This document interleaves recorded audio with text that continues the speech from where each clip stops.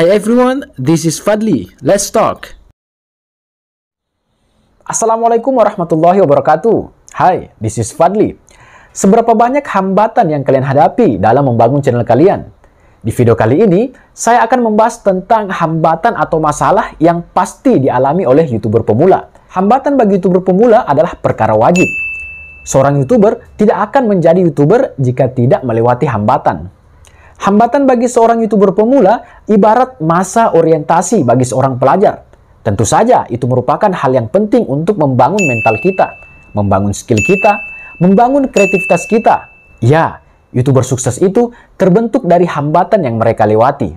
Tapi sebelum lanjut kita membahas ini, yang baru gabung dengan channel ini silahkan subscribe untuk berlangganan secara gratis, sekaligus memberikan support kepada saya dan mengurangi sedikit beban saya sebagai YouTuber pemula. Aktifkan lonceng notifikasinya untuk selalu update dengan video-video terbaru dari saya.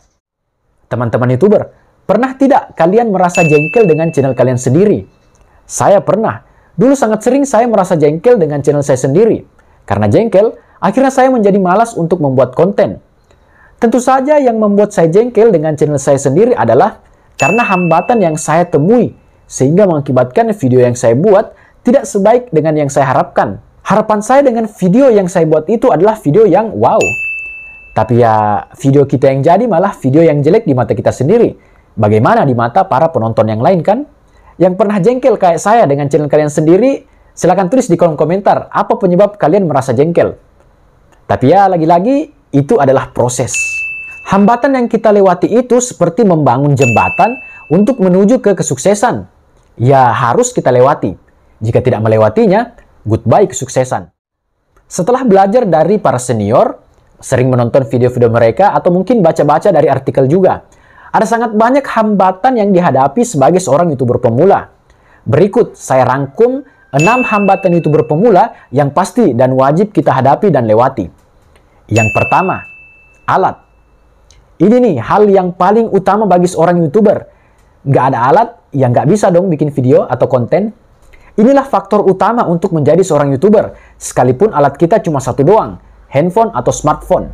Jika tidak memiliki alat, tentu saja akan menjadi masalah. Ya, solusi dari masalah ini adalah sediakan alat. Tapi kita tidak perlu dulu menyebutkan alat-alat yang banyak. Jika kalian sampai kepada video ini, atau jika kalian bisa menonton YouTube, itu artinya kalian sudah memiliki setidaknya satu alat dasar untuk menjadi seorang YouTuber, yaitu handphone atau smartphone. Dan itu sudah cukup untuk menjadikan kita seorang YouTuber. Awal saya nge-YouTube, saya hanya punya satu smartphone tua yang memorinya sangat kecil, lalot, dan dalam kondisi memori yang sering penuh. Jadi setiap saya sudah ambil video atau take video, saya langsung edit dan menghapus mentahannya. Terus saya upload dan memindahkan file video itu, supaya memori saya ada lagi untuk perekaman selanjutnya. Sampai sekarang pun saya juga masih memakai smartphone, plus tripod dan clip-on.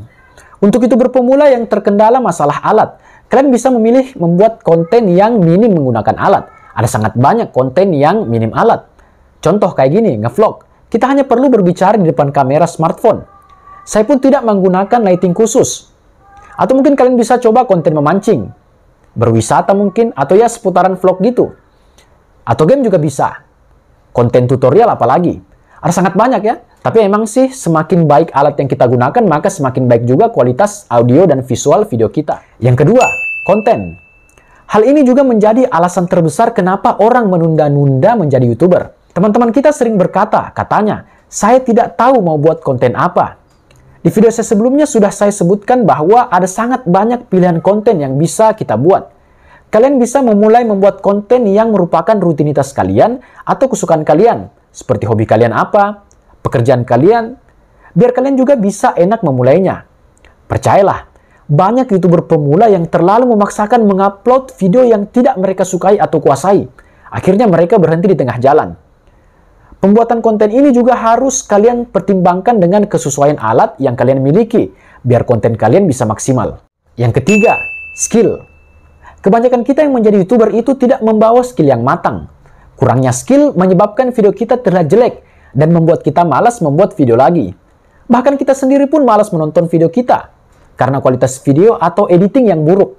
Ya emang sih, tidak semua orang mempunyai skill dalam dunia yang berkaitan dengan per-YouTubean ini. seperti tag video seperti ini, atau edit video dan lain-lain. Tapi jangan jadikan itu penghalang kalian untuk menjadi YouTuber.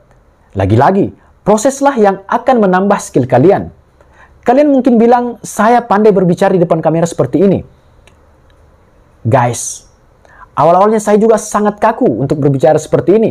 Sangat sering salah. Tapi karena sudah sering latihan, sudah sering berulang-ulang seperti ini, ya jadi agak mendingan kan sekarang? Menjadi editor video itu sangat bisa kalian pelajari. Saya pun tidak tahu mengedit. Tapi setiap ada yang saya tidak ketahui, saya langsung nonton tutorial lagi. Skill kita akan terbentuk dan berkembang seiring berjalannya waktu. Yang keempat, copyright atau hak cipta. Copyright ini terkadang diabaikan oleh para YouTuber, terutama YouTuber pemula. Padahal, memperhatikan copyright itu sangat penting.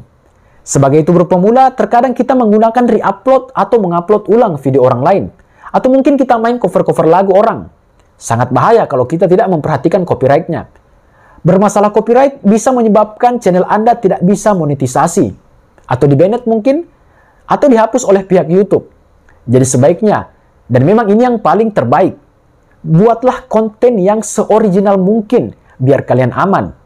Apalagi sebagai YouTuber pemula, kita belum tahu banyak tentang sistem yang ada pada YouTube ini. Jadi cari aman saja.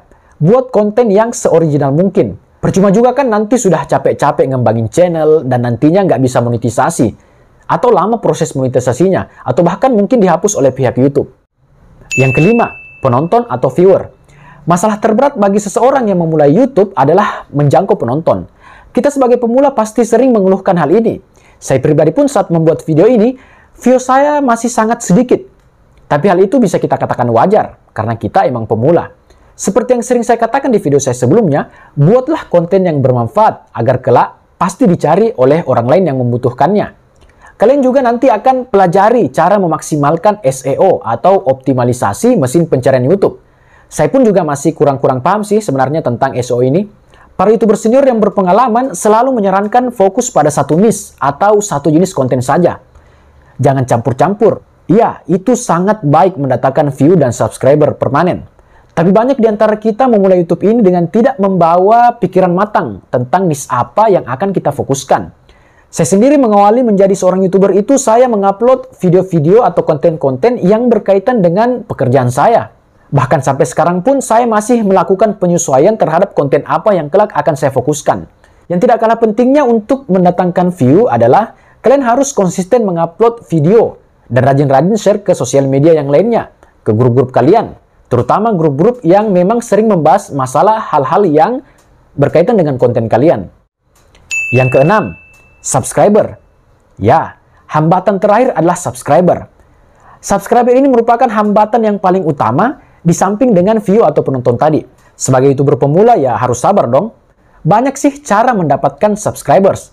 Tapi lagi-lagi yang terbaik adalah buatlah konten-konten yang bermanfaat. Biar penonton yang mendapati video kalian merasa butuh dan kemudian mereka subscribe secara permanen.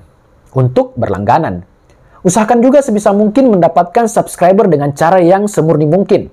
Nanti kita bahas ini di video saya selanjutnya. Itulah tadi 6 atau masalah yang saya rangkum untuk Anda yang pasti dan wajib dihadapi oleh para YouTuber pemula seperti kita ini. 6 hal tersebutlah yang menjadi jembatan yang harus kita lewati untuk menjadi sukses di dunia per-YouTubean. Bagi kalian yang mempunyai solusi untuk 6 masalah di atas, akan sangat baik jika kalian berbagi ilmu dan menulisnya di kolom komentar biar kita bisa sama-sama belajar. Oke guys, sekian dulu pembahasan kita tentang hambatan-hambatan atau masalah yang pasti dan wajib dihadapi oleh seorang YouTuber pemula seperti kita ini. Tentu ada banyak hambatan-hambatan yang lainnya. Namun saya menyimpulkan ini berdasarkan pengalaman saya sendiri dan beberapa nasihat-nasihat dari para YouTuber senior. Semoga bermanfaat untuk kalian, terutama bagi yang lagi membangun channel dan yang lagi mengejar 1000 subscriber. Ingat, selalu semangat karena kalian tidak sendiri. Jika kalian suka dan merasa video ini bermanfaat, silakan like dan share sebanyak-banyaknya biar video ini bisa sampai kepada mereka yang membutuhkan. Yang belum subscribe, ayo subscribe dong. Sebagai bentuk dukungan kalian biar saya tambah semangat membuat konten-konten yang bermanfaat untuk kalian. Terima kasih sudah menonton video ini. Sampai ketemu lagi di video-video berikutnya. Assalamualaikum warahmatullahi wabarakatuh.